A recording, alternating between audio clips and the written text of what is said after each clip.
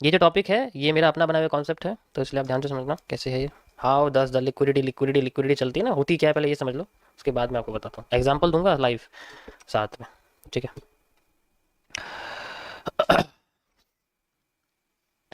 Okay okay.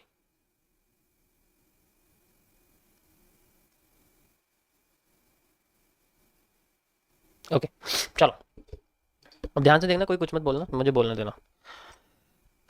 आज मैं आपको एमएमसी के फेज़ वन का रिपीट करने वाला हूँ टॉपिक। एमएमसी के फेज़ वन के वॉल्यूम एनालिसिस कॉन्सेप्ट का ये एक पार्ट है जिसको मैंने इसके अंदर रखा हुआ है। देखो अभी फेज़ थ्री चल रहा है, ये पहले का टॉपिक है। Also known as the liquidity. ठीक है, लिक्विडिटी। अब देखो जरा लिक्विडिटी क्या होती है। जब हम लोग अपने एसेट्स को कन्वर्ट करते हैं कैश में, यानी कि रेडी फॉरवर्ड कैश में, इसका मतलब होता है कि वो डायरेक्ट हमारे बैंक अकाउंट में आता है, हमारी जेब में आता है, हमारे लॉकर में आता है, उसे हम लोग बोलते हैं रेडी फॉरवर्ड कैश। अभी आप कैश समझिए। इस प्रोसेस को हम लोग लिक्विड करना बोलते हैं, लिक्विडेशन करना बोलते हैं। बैंकिंग सिस्टम इसका यूज करते हैं जब अपने किसी जैसे मान लो वर्ल्ड बैंक ने पैसा लिया, उसको इंडिया में भेजा, इंडिया से वो पैसा जब किसी कैश में या कन्वर्ट होता है उसको हम लोग लिक्विडिटी कहते हैं। ऐसा हम भी करते हैं। अब हम कैसे करते हैं, अब हमारे पास तो वर्ल्ड बैंक है नहीं, हम तो गरीब आदमी हैं। हमारे पास है एसेट्स। कौन से एसेट्स हैं? वो एसेट हमारा घर हो सकता है, वो एसेट हमारा कोई कमोडिटी हो सकती है। कमोडिटी यानी भाई, कमोडिटी यानी कि कोई गोल्ड हो सकता है, ठीक है, सिल्वर हो सकता है, या फिर आप कह सकते हो प्लेटिनम हो सकता है, वाइट गोल्ड जिसको हम लोग कहते हैं। फॉरेन एक्सचेंज करेंसी हो सकती है, कोई फॉरेक्स की करेंसी हो सकती है। जैसे कि हमारे पास यूएसडी रखा हुआ है, हमारे पास एसिड होता है वो। अब यूएसडी कल को बढ़ेगा, हम बेचेंगे तो पैसा ज्यादा मिलेगा ना रुपए में। 70 में खरीद लिया, 80 का चल रहा है, 80 में खरीद लिया, 90 का चल गया फ्यूचर में, तो उसको बेचेंगे तो पैसे तो मिलेगा। इस चीज को फॉरेन फॉरेक्स ट्रेडिंग बोलते हैं। अब फॉरेक्स में, ठीक है, फॉरेन करेंसी जो कि हमारे पास यूएसडी भी हो सकती है, यूरो भी हो सकता है। अब लिमिटेड अमाउंट में होना चाहिए, वो होना चाहिए जिसके साथ लीगली हम रख सकते हैं। ऐसा नहीं कुछ भी उठा के रख लिया अपनी जेब में, वरना नॉन बेलेबल ऑफेंस है, 2 साल की जेल, गर्दन पकड़ के ले जाएंगे। फिर मत कहना कि बताया नहीं। मैं बस आपको एग्जांपल बता रहा हूँ। फॉरेन ये कमोडिटीज हो सकती है, एसेट्स होते हैं हमारे, यानी कि जब हम इसको मार्केट में बेचने के लिए जाते हैं, ठीक है, तो हम कैश कन्वर्ट करते हैं, उसके बेसिस पे हमें यहाँ पर अपना कैश मिलता है, जो कि इसका करंट मार्केट प्राइस होता है। उस घर का उस एरिया में कितना प्राइस चल रहा है वो हमें मिलता है, उस कमोडिटी का उस मार्केट में कितना प्राइस चल रहा है वो हमें मिलता है। ऐसी फॉरेक्स का जो आज करंट प्राइस है वो मिलता है, करंट प्राइस के हिसाब से मार्केट में हमें यहाँ पर मिलता है। ठीक है, अब ये सारी की सारी एक्टिविटीज तब होनी चाहिए जब इनमें से किसी भी एसेट का प्राइस फ्लक्चुएट नहीं होना चाहिए। विदाउट द फ्लक्चुएशन ऑफ, अभी आपको ये चार्ट पे बताऊंगा कैसे बनता है, ध्यान से सुनो, इसमें कह रहा हूँ शांत हो जाओ। Without the fluctuation of price, इस एसेट का प्राइस, जो कि घर भी हो सकता है, कोई गोल्ड भी, सिल्वर भी हो सकता है। मतलब मैं अगर अपने एसेट को कैश में कन्वर्ट करूं, आसान भाषा में बात करूं, मैंने कोई ट्रेड ले रखी है और मैंने उसको जो है प्रॉफिट निकाल दिया, तो मैंने उसको प्रॉफिट निकाल दिया, तो उस वक्त प्रॉफिट निकालने के टाइम मार्केट में उस एसेट का प्राइस, उस गोल्ड या सिल्वर का प्राइस कम नहीं होना चाहिए, कम नहीं होना चाहिए, या बढ़ना नहीं चाहिए, मतलब चेंज नहीं होना चाहिए ज्यादा बड़े अमाउंट में। अब इस प्रोसेस को, इस प्रोसेस को जब हम लोग अपने एसेट को कन्वर्ट करते हैं रेडी फॉरवर्ड कैश में, या फिर अपनी ट्रेड को क्लोज करते हैं प्रॉफिट में, तो उस वक्त जो हमें कैश मिलता है, इस प्रोसेस को हम लोग बोलते हैं स्वैप करना, यानी कि लिक्विडिटी स्वैप। Liquidity swap. इस कंडीशन में जो चार्ट में कैंडल होती है वो मारो बोजो तरह की होती है, और ये मारो बोजो कैंडल जो होती है कन्वर्ट हो जाती है एक इन्वर्टेड कैंडल्स में। ऊपर से जो प्रेशर है वो पड़ता है और मार्केट में बॉडी खत्म हो जाती है ऊपर से। जस्ट लाइक एक इन्वर्टेड हैमर और एक shooting star are the example of liquidity swap. ये इंडिकेट करती है कि मार्केट में लिक्विडिटी स्वैप हुई है, यहाँ पर लोगों ने अपने एसेट्स को बेचा है। That's why the shooting star represents the markets bearish move.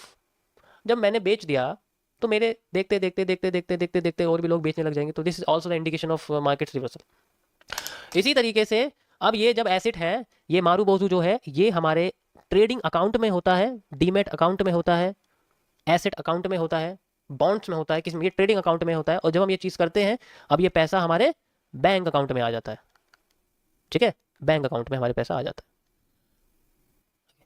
सीधे अब जब हम लोग अपने कैश का यूज करते हैं इनमें से किसी भी एसेट को खरीदने के लिए, जब हम लोग अपने कैश का यूज करते हैं जो कि हमारे बैंक अकाउंट में होता है। अब मैं यहाँ एक लाइन बोलने वाला हूँ, आगे आगे काम आएगी। ये कैश लोन भी हो सकता है, और ये कैश खुद का जो है सेविंग्स भी हो सकती है, डिपेंड करता है ये किस तरीके का कैश है। तो मैंने 2 वर्ड यूज करें, आगे आपको काम आएंगे। तो ये जो कैश है ये बैंक भरा हुआ है। अरे वाह क्या बात है, मेरे बैंक में जो है पैसे भरे हुए हैं, क्या बात है, 150 रुपये पड़ा हुआ है मेरे बैंक में भरा हुआ रखा, क्या मजा आ रहा है। ठीक है, ठीक है। अब मैं इसमें से बैंक अकाउंट का पैसा एसेट में कन्वर्ट कर रहा हूँ। इस कंडीशन में मैंने अपना पैसा डीमेट या ट्रेडिंग अकाउंट में डिपॉजिट कर दिया, और मैंने उसके तरीके से, जैसे कि हम लोग ब्रोकर में डिपॉजिट कर देते हैं ना, वो सिस्टम। ब्रोकर में डिपॉजिट करने के बाद हमने वो एसेट खरीद लिया, हमने ट्रेडिंग कर दी, हमने ट्रेड लगा दी, हमने वो एसेट खरीद लिया, ट्रेडिंग अकाउंट में हमने वो पैसा डाल दिया, हमने ट्रेड कर दिया। ठीक है। अब यहां पर मार्केट में हमें नीचे से कैंडल में बुलिश प्रेशर नजर आता, हमने कोई चीज खरीदी है भाई, तो खरीदी तो बुलिश कैंडल नहीं, तो यहां पर मार्केट में हमें हैमर और हैंगिंग मैन जैसे पैटर्न देखने को मिलते हैं। ध्यान से समझो मैं क्या कर रहा हूँ, हैंगिंग मैन तो मार्केट को गिराता है। बुद्धू हो तुम, पहले मेरी बात सुनो मैं क्या कह रहा हूँ। ये दोनों ही मार्केट में बुलिश प्रेशर क्रिएट करने की कोशिश करते हैं, दिखाते हैं, इंडिकेट करते हैं कि मार्केट में अच्छा खासा जो अब हैमर देखोगे तो क्या इंडिकेट होगा, मार्केट ऊपर जाएगी, ऐसी तो लगता है। ये लिक्विडिटी, इस प्रोसेस को हम लोग बोलते हैं स्वीप करना, यानी कि लिक्विडिटी स्वीप। तो हैमर और हैंगिंग मैन ये दोनों ही मार्केट में हमें लिक्विडिटी स्वीप के बारे में इंडिकेट करते हैं। ये सारे के सारी चीजें जब भी हम लोग कर रहे हैं, खरीद रहे हैं या बेच रहे हैं, ये सारी की सारी चीजें without the fluctuation of price of asset, जो भी हम खरीद रहे हैं उसमें असर नहीं आना चाहिए। This is the simple liquidity concept, और ये काम करता है मार्केट में। कौन सी मार्केट में? अगर फॉरेक्स मार्केट में तुम्हारे सामने कोई लिक्विडिटी यूज कर रहा है, समझ लो बेवकूफ है। लिक्विडिटी फॉरेक्स में नहीं होती, समझो लिक्विडिटी कहां होती है। अगर लिक्विडिटी वर्ड यूज कर रहा है तो वो फॉरेक्स में नहीं, वो कुछ और है, वो लिक्विडिटी नहीं है, या वो क्रिप्टो में यूज कर रहा है। लिक्विडिटी होती है सिर्फ स्टॉक मार्केट में, क्योंकि ये एक मेथड है किसी भी चीज को कंट्रोल करने का, उसका ग्राफ समझने का। और जिस मार्केट में कंट्रोलेशन होता है उसे सेंट्रलाइज्ड मार्केट बोलते हैं, और जिसमें कंट्रोलेशन नहीं होता उसे डिसेंट्रलाइज्ड मार्केट बोलते हैं। ठीक है, crypto market, forex market decentralized है, उनको कोई कंट्रोल नहीं कर सकता, और लिक्विडिटी एक कंट्रोल करने का कॉन्सेप्ट है। अब अगर इसमें से एक भी एसेट हमने खरीदा या बेचा, हमने या किसी ने भी, और प्राइस फ्लक्चुएट हो गया, प्राइस फ्लक्चुएट हो गया है भाई, अब क्या होगा? अब क्या होगा? चलो ठीक है, प्राइस फ्लक्चुएट हो गया, और अगर प्राइस फ्लक्चुएट हो गया उस कंडीशन को हम बोलते हैं इललिक्विडिटी। एंड यहां से शुरू होती है मार्केट में क्रैश वाला कॉन्सेप्ट। एक अच्छा खासा जो मार्केट ऊपर जा रही थी उसमें एकदम से लिक्विडिटी इतनी स्वैप हो जाती है, इतनी स्वैप हो जाती है, लोग इतने एसिड बेचने लग जाते हैं कि मार्केट में क्रैश आ जाता है। इतना लंबा सप्लाई आता है कि मार्केट अपने आप को अगर रिकवर करती है, मान लो ये बड़े टाइम फ्रेम का कॉन्सेप्ट होता है, और ध्यान से समझो छोटे टाइम फ्रेम के लिए नहीं होता है, बट हम लोग को यूज कर लेते हैं कैंडल के बेसिस पे, ग्राफ पे हम लोग यूज कर लेते हैं, 1 डे का टाइम फ्रेम, 4 आवर का टाइम फ्रेम। ठीक है, अब यहां पर लिक्विडिटी स्वेप इतनी ज्यादा हो गई कि मार्केट में इलिक्विडिटी क्रिएट हो गई। अब ये इलिक्विडिटी से क्रिएट होता है लिक्विडिटी रिस्क। एंड अगर ऐसा मार्केट में सिचुएशन आ जाए तो उस स्टॉक मार्केट का जो रेगुलेटर है उस देश का, ठीक है, उस देश का जो स्टॉक मार्केट का रेगुलेटर होता है, और साथ ही साथ स्टॉक मार्केट के साथ साथ जो बैंक रेगुलेटर होता है, वो दोनों उनमें से कोई डिसीजन लेता है। अब इसमें इतनी स्वीपिंग हो गई, यानी कि मार्केट में लोगों ने अपने एसेट बेच दिए, यही तो समझ में आ रहा है। तो उसका प्राइस इतना नीचे चला गया, अब इसको रिकवर करने के लिए सेंट्रल बैंक जो होता है देश का, वो अपना जो इंटरेस्ट रेट है, यानी कि रेपो रेट जिसको हम लोग बोलते हैं, वो रेपो रेट को कम कर देता है। रेपो रेट को कम करते ही रेपो रेट को डिक्रीज कर देता है। एग्जांपल के तौर पे मैं आपको बताऊं कि सेंट्रल बैंक से उस देश के जो कॉमर्शियल बैंक्स होते हैं, जस्ट लाइक जिनमें हम लोगों का अकाउंट्स रहता है, वो कॉमर्शियल बैंक होते हैं। कॉमर्शियल बैंक जो होते हैं, सेविंग अकाउंट, करंट अकाउंट हमारा रहता है ना सबका। अब इनको एग्जांपल मैं आपको दे रहा हूँ, इनको 4% पे जो फ्लैट इंटरेस्ट मिलता है, यानी कि ये सेंट्रल बैंक से जो लोन लेते हैं वो 4% पे मिलता है। अब ये सेंट्रल बैंक क्या करेगा, सिर्फ 1% या 2% डिक्रीज करके मार्केट में देखो क्या असर दिखाता है। इतना बड़ा डिसीजन होता है। ये 3.8% कम कर दे, ये 3.8% कर देगा। ये 0.2% क्या करेंगे, ये आगे जाके कितना बड़ा हंगामा कर देते हैं मैं आपको दिखाता हूँ। इस 0.2% से अब कॉमर्शियल बैंक से नॉर्मल कस्टमर को, उस नॉर्मल कस्टमर को यानी कि उस देश के नॉर्मल यूजर को जो इंटरेस्ट मिलता है वो 8 से 12% जो मिलता है, डिपेंड करता है बैंक किस तरीके से ना, 8% से शुरू होता है, 12% खत्म होता है। ठीक है, बेस्ड ऑन टाइम ड्यूरेशन, कितने लंबे के लिए ले रहे हो। अब ये 8 से ना करके ये 6 से 9% कर देता है।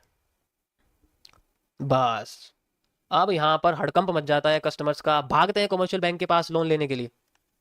लोन लेते हैं, लोन का पैसा, अब मैं आपके सामने वो वर्ड यूज करूँ जो मैंने आपको बताया था कि वो जो एसेट में एसेट खरीदने के लिए पैसा यूज कर रहे हैं वो यहाँ का है। अब इस लोन का पैसा वो यूज करेंगे एसेट खरीदने के लिए। अब जैसे ही वो एसेट खरीदेंगे मार्केट में, एसेट खरीदने के बाद ये जो कैश है इससे एसेट खरीदेंगे, यहाँ मार्केट में लिक्विडिटी स्वीप हो जाएगी और मार्केट में हैमर बनने शुरू हो जाएंगे बड़े टाइम फ्रेम पर।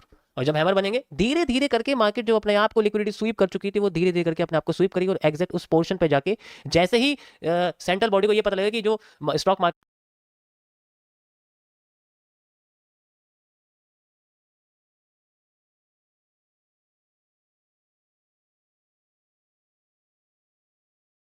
है उस देश की जिस लेवल पे से गिरी थी उस लेवल पे पहुंच गई, तब ये अपने रेट को थोड़ा सा बढ़ा देते हैं, ये 3.9 कर देते हैं ताकि लोग लोन लेना कम कर दें। जैसे ही लोन लेना कम कर देंगे, क्यों इन्होंने 3.9 कर दिया, ये 6 से 9 का ना करके 10 से 11% कर देंगे। अब यहाँ पर लोग कम लेंगे, लोन कम लेंगे तो मार्केट में स्वीपिंग जो कि वो धीरे लेवल पर है लेकिन वो बढ़ता रहेगा, मार्केट और ऊपर जाने लग जाएगी। एग्जाम्पल के लिए यही सेम आपको मिलेगा, आप यहाँ पर आ सकते हो, मैं आपको दिखाता हूँ। निफ्टी में, इंडियन मार्केट में 1 घंटे के टाइम फ्रेम पर अगर आप जाओगे, you will see A liquidity SVEEP, highly liquidity SVEEP आपको मिलेगी इलेक्शन के दिन की वजह से। एंड धीरे धीरे मार्केट अपने आप को रिकवर करती है लाइक दिस और उसी लेवल पे लेके आ जाती है जहां, सॉरी, उसी लेवल पे लेके आ जाती है जिस लेवल पे वो आती है और फिर और भी ज्यादा प्राइस उसका बढ़ जाता है। जब उन्हें लगता है कि प्राइस बढ़ गया फिर दोबारा से वो जो ऐसे करते हैं। ये मैं तुम्हें एग्जांपल दे रहा हूँ बस एक, हर देश का अपना सिस्टम अलग होता है, वो किस तरीके से काम करती है।